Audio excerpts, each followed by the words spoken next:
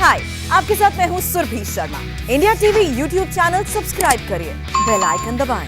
में कोरोना से मौत के आंकड़ों पर छिड़े हुए घमासान की बीजेपी ने केजरीवाल सरकार पर कोरोना से मौत के आंकड़े छिपाने का आरोप लगाया है। बीजेपी ने कहा है कि अप्रैल और मई के 2 महीने में तीनों नगर निगमों ने 35,478 डेथ सर्टिफिकेट जारी किए, जबकि दिल्ली सरकार ने 9,916 लोगों की मौत का दावा किया।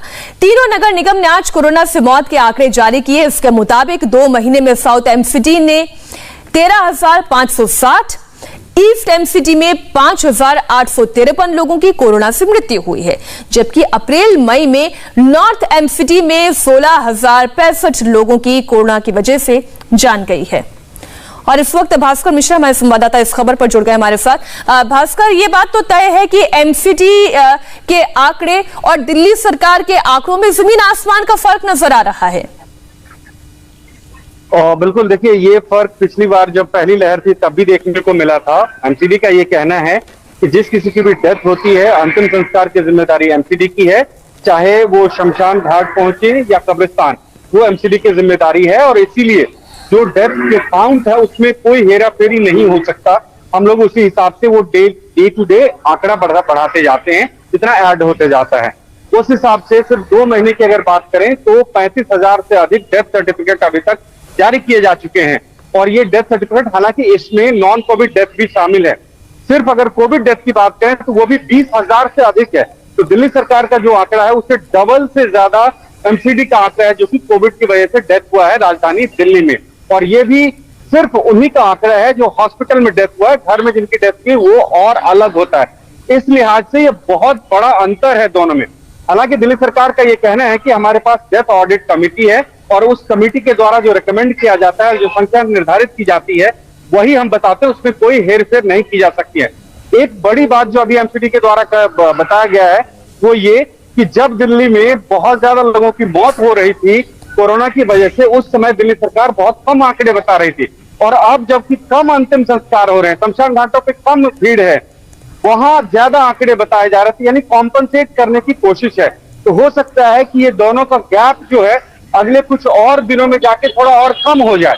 लेकिन अगर सिर्फ अप्रैल और मई की बात करें तो दोनों के बीच में बहुत बड़ा अंतर है। और एमसीडी का ये कहना है कि जिनका अंतिम संस्कार हमने किया है वो भास्कर, जो दिल्ली सरकार आंकड़ा देती है वो अस्पताल के दिए हुए आंकड़ों को असेंबल करके ही देती होगी। अब 2 लेवल पर या तो गफलत हो सकती है, या तो अस्पताल से दिया गया आंकड़ा गलत है, या फिर गैम्बलिंग हुई है जब दिल्ली सरकार यह आंकड़ा बना रही थी, असेंबल कर रही थी।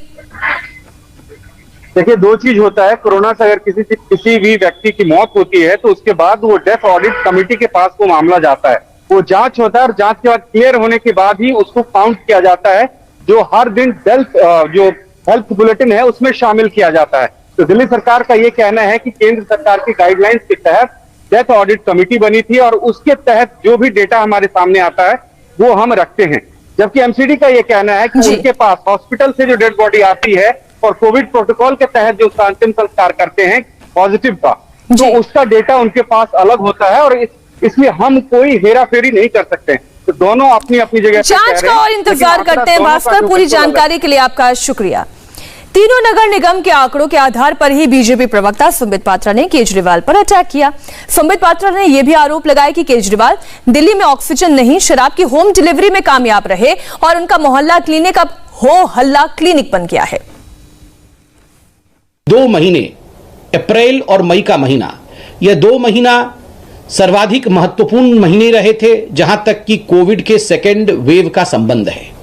और इन 2 महीनों में लगभग 34,750 डेथ सर्टिफिकेट्स इशू किए गए हैं। दिल्ली के 3 म्युनिसिपल कॉरपोरेशन जो है, इन तीनों म्युनिसिपल कॉरपोरेशन के द्वारा। किंतु जो ऑफिशियल फिगर है, जो सरकारी आंकड़े दिल्ली की सरकार देती है, वो कितना है?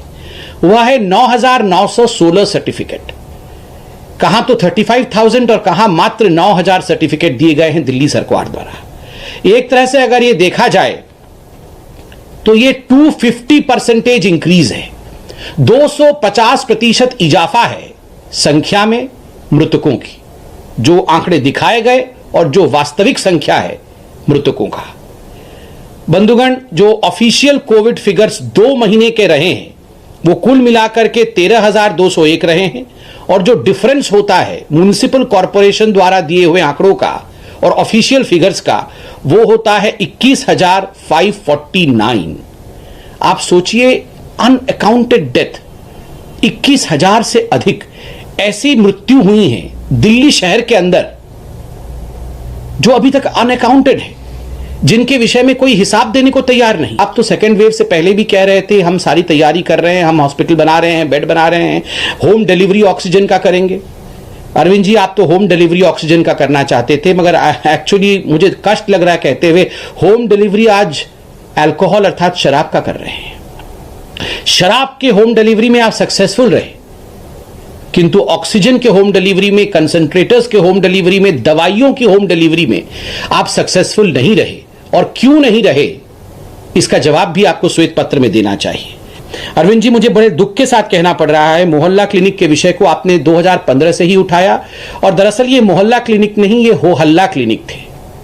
आपने हर जगह की, WHO ने भी हमारी तारीफ की है, अमेरिका भी हमारी तारीफ कर रहा है, पूरा विश्व मोहल्ला क्लिनिक कर रहा है, मगर आपके राहुल मेहरा जी ने ही कोर्ट में कहा ये तो दरअसल 20 फीट के 2 कंटेनर होते हैं, छोटे छोटे कंटेनर होते हैं, इनमें तो हम कुछ नहीं कर सकते क्योंकि ये तो सुपर स्प्रेडर के रूप में काम करेगा। क्या फायदा हुआ इतने बड़े बजट का, इतने बड़े आपके प्रोपेगेंडा का, अगर वो कोई काम का नहीं है।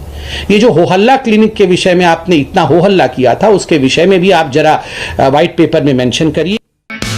हाय, आई एम सुरभि शर्मा। खबरों से अपडेट रहने के लिए India TV YouTube channel subscribe करिए, साथ में बेल आइकन जरूर दबाएं। जुड़े रहें इंडिया टीवी के साथ।